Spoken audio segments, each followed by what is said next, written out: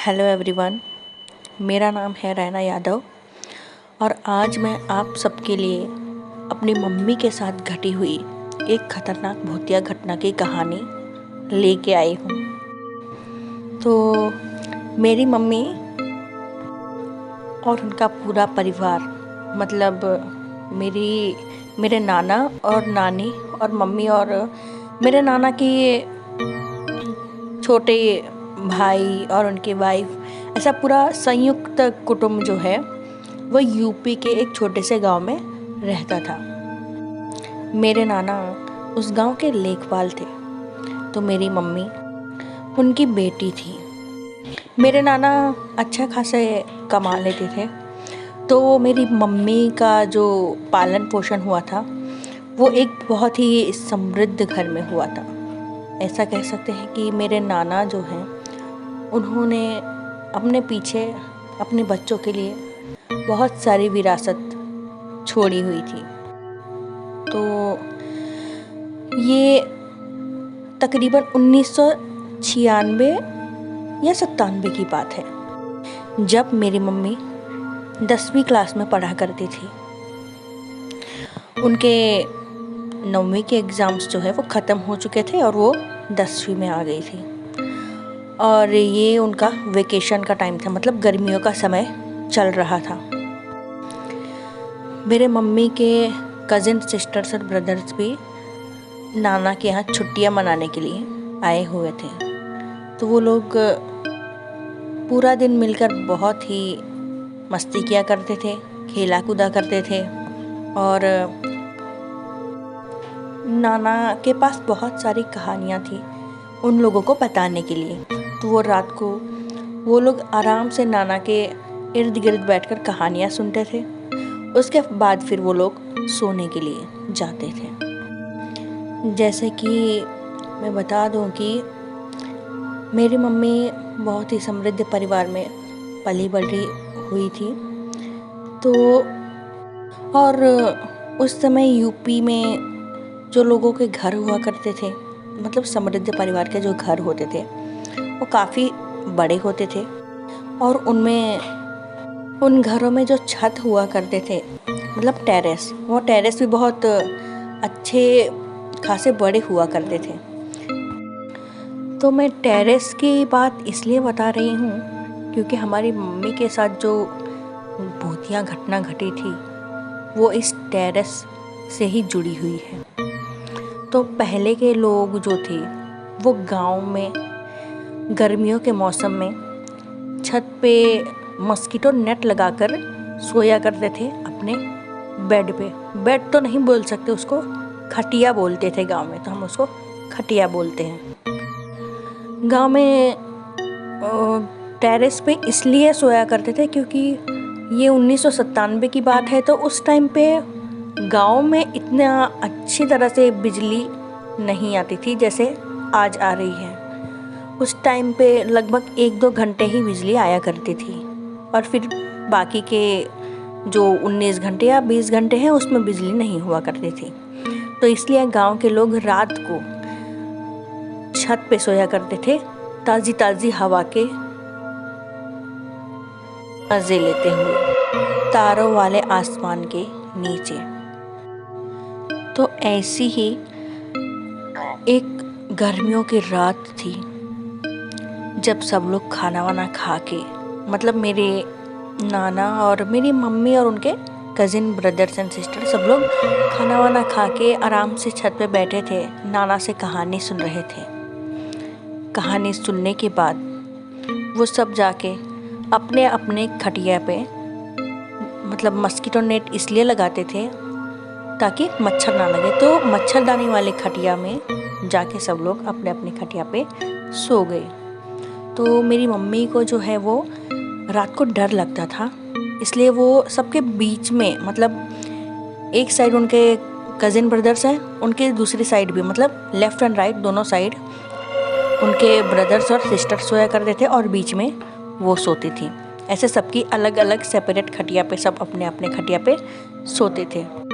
तो उस time mummy और उनके कज़िन ब्रदर्स, मम्मी सो रही थी और वो गहरी नींद में थी। तो अचानक से उनको लगा कि उनके मस्कीटो नेट के पास कोई तो आया है। उनको ऐसा एहसास हुआ। तो मम्मी ने अपनी आंखें खोली और मस्कीटो नेट के बाहर देखा। तो उनको क्या दिखाई दिया?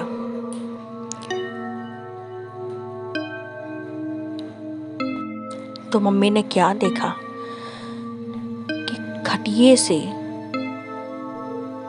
से उससे मतलब खटिये के डबल का मतलब लगभग 2 या 4 फुट लंबा एक सफेद कलर का कुत्ता उनकी मस्कीटो नेट से अंदर झांक रहा है। मम्मी ये देखकर थोड़े टाइम के लिए डर गई। फिर उन्होंने जोर से आवाज लगाया कि अरे ये कुत्ता कहाँ से आया, ये कुत्ता कहाँ से आया। ऐसे जोर से आवाज लगाते हुए वो उठी। तो उनकी आवाज सुनकर जो उनके भाई बहन थे, कजिन भाई बहन थे, वो सब उठ गए और उन लोगों ने देखा कि एक सफेद कलर का कुत्ता छत से डायरेक्ट कूद के नीचे कूद गया। अब ऐसा कभी पॉसिबल ही नहीं हो सकता कि एक कुत्ता 10 फीट की दीवार से छलांग मार के नीचे कूद जाए। लेकिन वो कुत्ता कूदा और इतनी तेज भागा जितना तेज कोई कुत्ता कभी भाग नहीं सकता, उतना तेज भाग गया वहां से। फिर उनके भाई बहनों ने नीचे जाके चेक किया।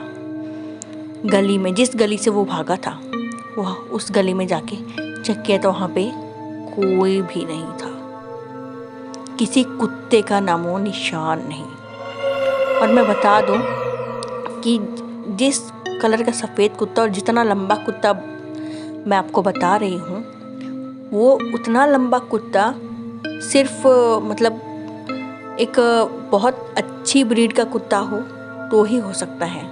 और 1997 के टाइम पर एक यूपी के एक छोटे से गांव में, जहाँ पे नॉर्मल कुत्ते भी बहुत मुश्किल से दिखते होंगे, इतना बड़ा सफ़ेद कलर का कुत्ता होना पॉसिबल ही नहीं था। तो वो कुत्ता कहाँ से आया था और मम्मी के पास उस छत पे क्यों आया था, जबकि घर के सारे दरवाजे, मतलब नाना का घर बहुत बड़ा था, तो 4 दरवाजे थे घर के, तो चारों के चारों दरवाजे बंद थे। और जो छत पर जाने के लिए जो स्टेयर्स होते हैं वो भी घर के अंदर से ही थे। तो वो कुत्ता दीवार कूदकर तो घर के अंदर आया नहीं, मतलब छत पर आया नहीं। तो फिर वो कुत्ता आया कहाँ से होगा? तो सब लोग समझ गए, मतलब मेरी मम्मी और उनके भाई बहन सब समझ गए कि वो कोई कुत्ता नहीं था, बल्कि कोई भूत था जो उनको डराने के लिए आया था। लेकिन सब लोग सही समय पर जाग गए तो वो वहाँ से भाग गया। तो ये थी मेरी मम्मी के साथ घटी हुई एक बहुत ही खतरनाक भूतिया घटना। आप सबको ये कहानी कैसी लगी, आप लोग कमेंट करके बताइए।